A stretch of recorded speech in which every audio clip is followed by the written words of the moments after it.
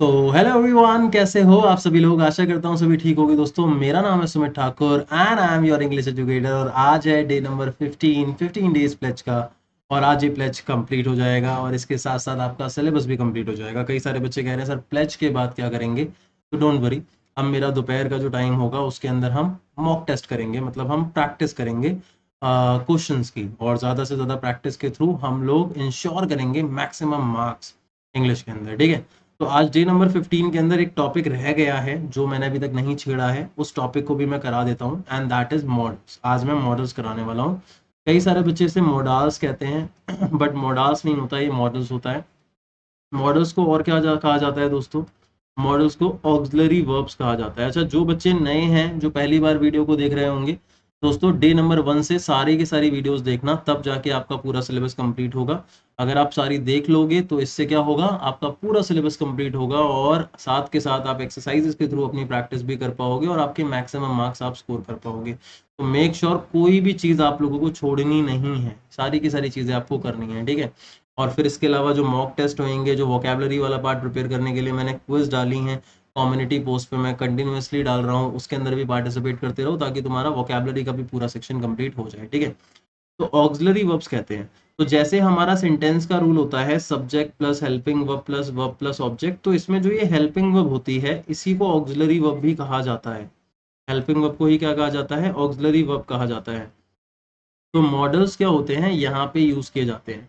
अच्छा, मॉडल्स की खास बात क्या होती है मैं समझा देता हूँ, मॉडल्स की कंडीशन समझा देता हूँ। मॉडल्स कौन से होते हैं वो तो करेंगे ही।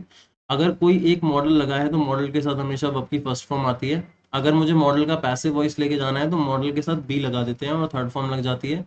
अगर मॉडल का पार्टिसिपल सिचुएशन लेके जाना है जो पास्ट को इंडिकेट करेगा, तो वहां पे मैं मॉडल के साथ हैव लगाऊंगा और फिर वर्ब की थर्ड फॉर्म बन जाएगी, लग जाएगी। और अगर मैं ये पार्टिसिपल वाली जो सिचुएशन होती है modal plus have plus third form वाली, इसका पैसिव बनाऊंगा तो ये बनेगा modal have been plus verb की थर्ड फॉर्म। तो ये चार सिचुएशंस निकल के आती हैं मॉडल के स्ट्रक्चर्स की। मैं चारों के एग्जाम्पल भी दे देता हूँ।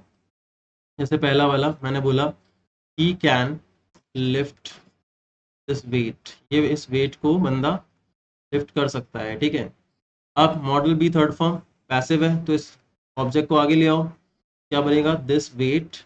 अब मॉडल के साथ बी लगा दो, कैन बी, फिर वर्ब की थर्ड फॉर्म लगा दो लिफ्टेड, फिर ही को पीछे ले गए तो बन गया बाय हिम। अब अगर मैं इसी को पार्टिसिपल सिचुएशन में लेके जाऊं तो मैं कैन नहीं लगाऊंगा, पार्टिसिपल सिचुएशन में कुड का बनता है तो बनेगा he could have lifted this weight, मतलब ये बंदा जो है ये इस वेट को लिफ्ट कर सकता था, तो ये पास्ट को रेफर कर रहा है, या दैट वेट भी आ सकता है। और अगर मैं इसी का पैसिव बनाऊं पार्टिसिपल सिचुएशन का, तो इसको बनेंगे हम दिस वेट, दिस वेट, फिर क्या लग जाएगा, modal plus have plus been plus verb की third form lifted by, right. तो ये सारी की सारी चीजें जो मैंने लिखवाई हैं ये मॉडल के स्ट्रक्चर्स लिखवाए हैं, तो आप इसे नोट कर लेना। हमेशा ध्यान रखना मॉडल के साथ फर्स्ट फॉर्म लगेगी, लेकिन अगर मॉडल के साथ बी लग रहा है तो थर्ड फॉर्म आएगा, हैव लग रहा है तो थर्ड फॉर्म आएगा, हैव बीन आएगा तो थर्ड फॉर्म आएगा, जो कि पैसिव वॉइस है। ये वाला जो है ये पैसिव वॉइस का स्ट्रक्चर है। ऐसे ही ये वाला जो है ये भी पैसिव वॉइस का स्ट्रक्चर है। ये वाला जो है ये एक्टिव वॉइस का स्ट्रक्चर है, और ये वाला जो है ये भी एक्टिव वॉइस का ही स्ट्रक्चर है।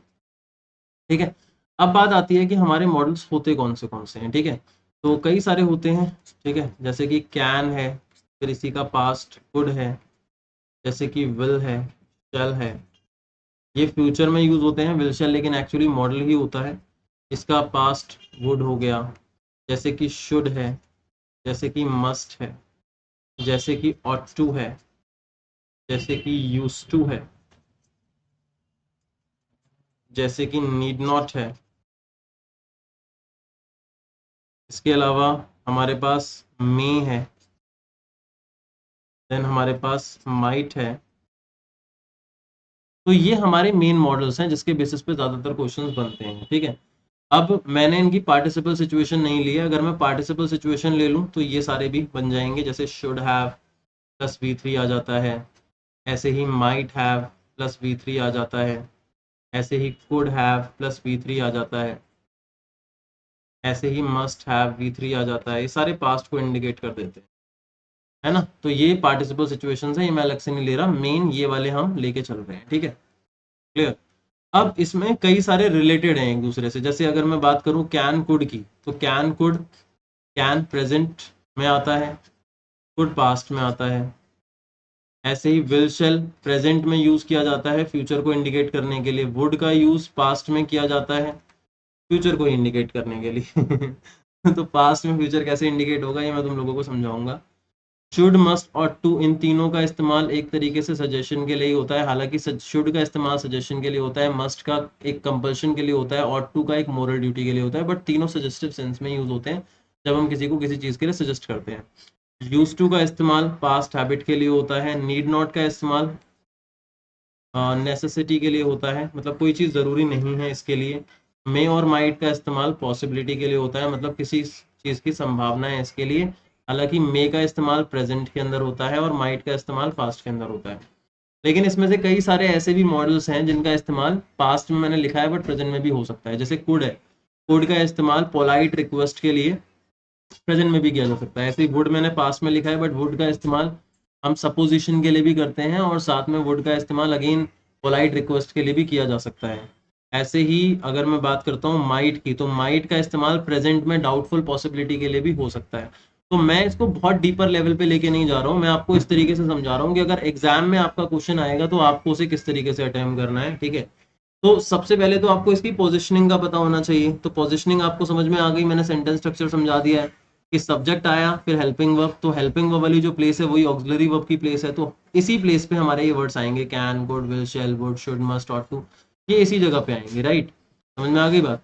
इसके बाद अगर नेगेटिव बनेगा सेंटेंस, तो जैसे नेगेटिव वाले सेंटेंस के अंदर हम हेल्पिंग वर्ब के बाद नॉट लगाते हैं, सेम उसी तरीके से यहाँ पे हम हेल्पिंग वर्ब के बाद नॉट लगा देंगे, मतलब मॉडल के बाद नॉट लगा देंगे।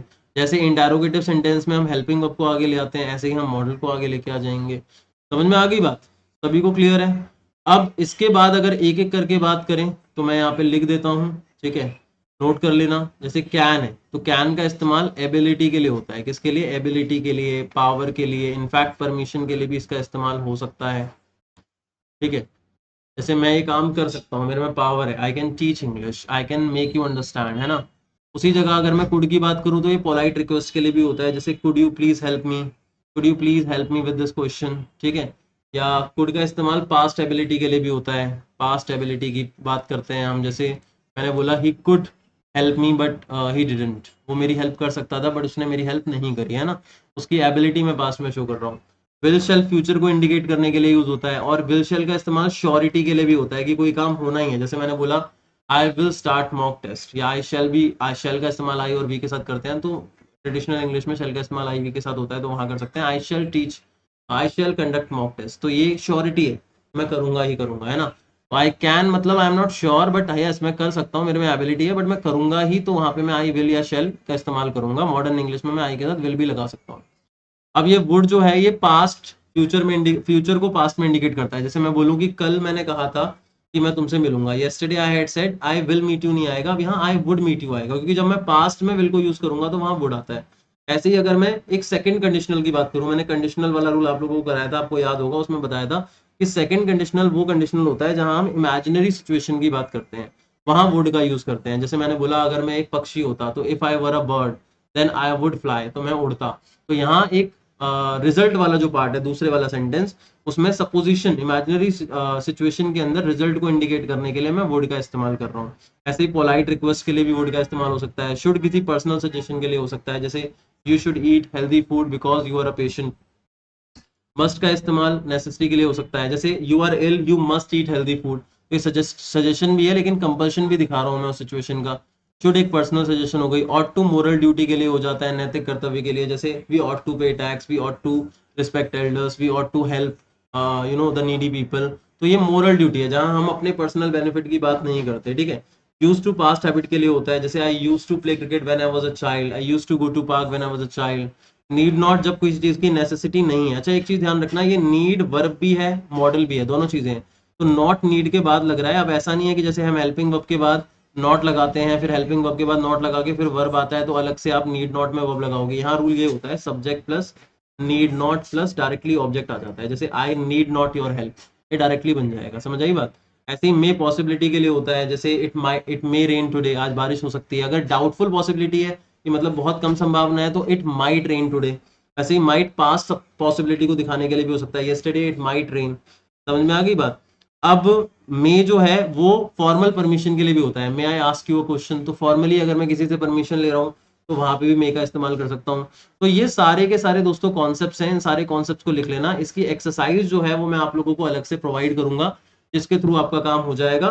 देखो मेरा जो 15 डेज प्लेज है जो मैंने आपका कंडक्ट करा है, इसमें मैंने ओवरऑल सिलेबस कराया है और strictly examination point of view से कराया है। आप बहुत ज्यादा डीपर लेवल पे हर एक टॉपिक को समझोगे, उससे मुझे नहीं लगता ज्यादा कुछ डिफरेंस क्रिएट होने वाला है, क्योंकि मैंने सीयूईटी का पेपर देखा है। अगर आपको इस लेवल पे सारी की सारी चीजें पता है जितनी बताई गई हैं, that is more than enough for you. सबसे ज्यादा आप लोगों को जो फोकस करना चाहिए वो डोमेन वाले पार्ट पे करना चाहिए, क्योंकि वो सबसे इंपॉर्टेंट है। क्वालिफाइंग सब्जेक्ट है यहाँ पे, आपकी एक मिनिमम रिक्वायरमेंट है हर एक रिस्पेक्टिव कोर्स के लिए, वो आपको फुलफिल करनी है ना। तो उसके हिसाब से इंग्लिश को प्रिपेयर करो, और वोकैबुलरी सेक्शन के लिए क्विज के अंदर पार्टिसिपेट करो, जितनी भी मैं कंडक्ट कर रहा हूँ। कहीं पे मॉक में कहीं और कराई जा रही है, डाउट्स पूछो। मैंने बताया था मेरा लिमिटेड टाइम है, लेकिन फिर भी मैं कोशिश कर रहा हूँ। तो मैंने अभी आप लोगों के लिए 15 डेज प्लेज कंप्लीट कर दिया है। 15 डेज प्लेज के बाद मॉक टेस्ट के लिए टाइम निकल जाएगा, तो मैं मॉक टेस्ट भी कंडक्ट कर लूंगा। बाकी जो लोग आप डाउट भेज रहे हो, तो मैं जब भी मौका मिलता है तो वहां पे आपके डाउट जो है वो सॉल्व कर दूंगा। तो चिंता वाली कोई बात नहीं है। बाकी ज्यादा से ज्यादा आप दूसरे जो प्लेटफॉर्म्स हैं जो भी प्रिपरेशन करा रहे हैं इंग्लिश का, उसके थ्रू भी अपनी प्रिपरेशन करो। आई होप दोस्तों मेरा ये 15 डेज प्लेज आप लोगों के काम आया होगा, इससे आप लोगों की हेल्प हुई होगी।